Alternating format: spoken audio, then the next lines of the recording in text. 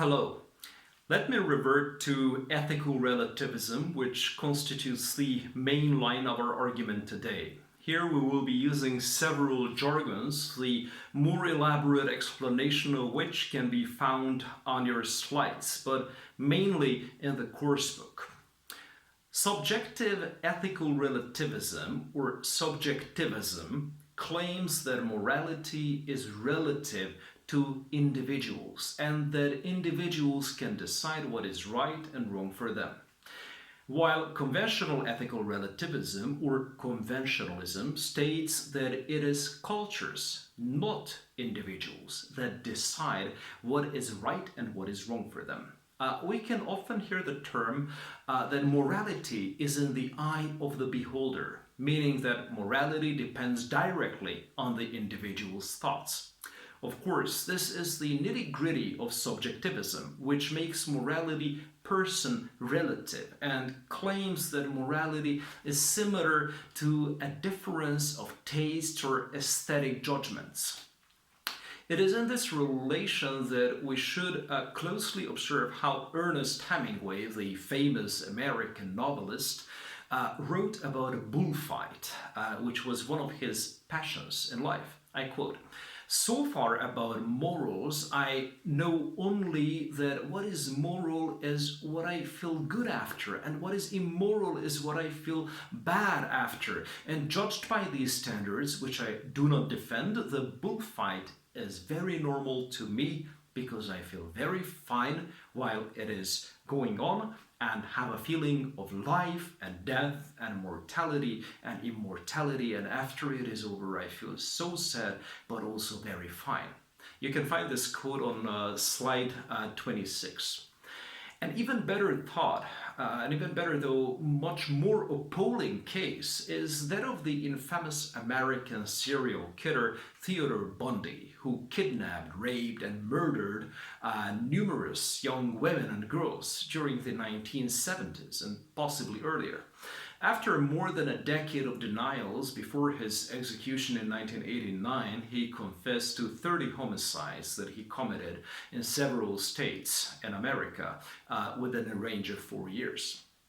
His confession of the killings demonstrates that Theodore Bundy's case is an extreme form of moral subjectivism, as he himself considered murder to be simply a matter of taste. His name often appears together with the term solipsism, which basically blurs the boundaries between the world and the self.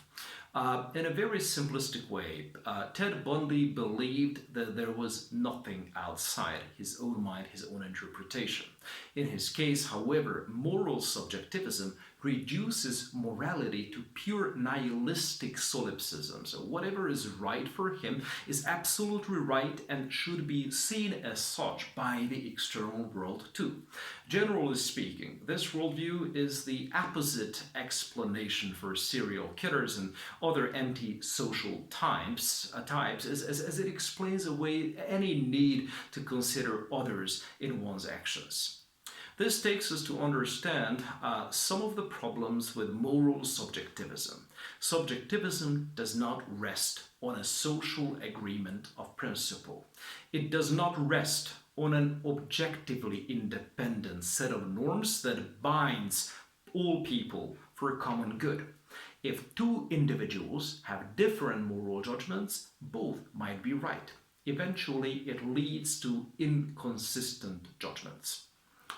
Conventional ethical relativism, which also goes by the name cultural relativism, holds that all moral principles are justified only by their cultural acceptance and are not binding upon other cultures.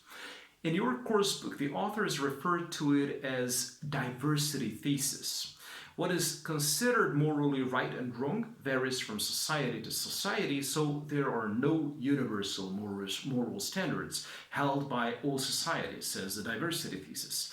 In their interpretation, the thesis is contrasted with dependency thesis, which says that all moral principles derive their validity from cultural acceptance.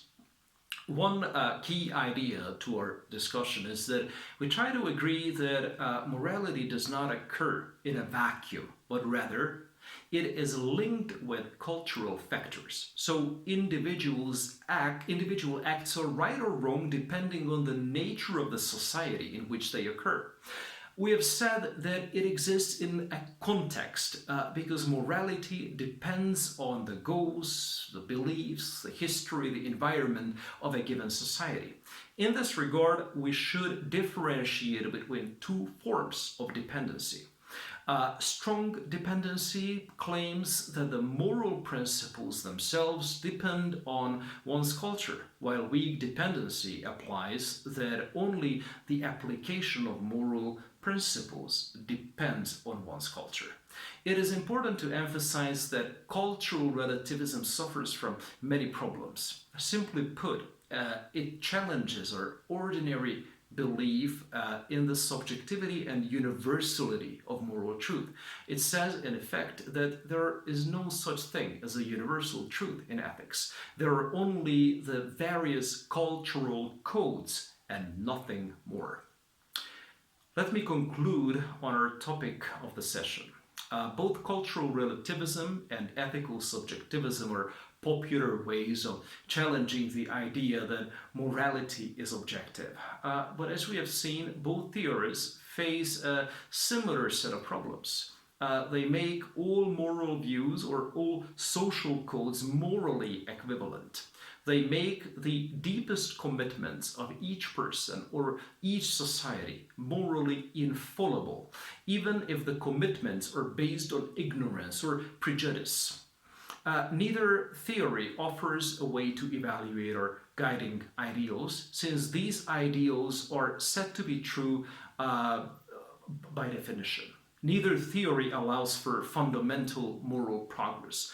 Both theories generate contradictions and can eliminate this worry only by making moral disagreement impossible. This brings us back to the challenge of moral objectivism that we mentioned earlier.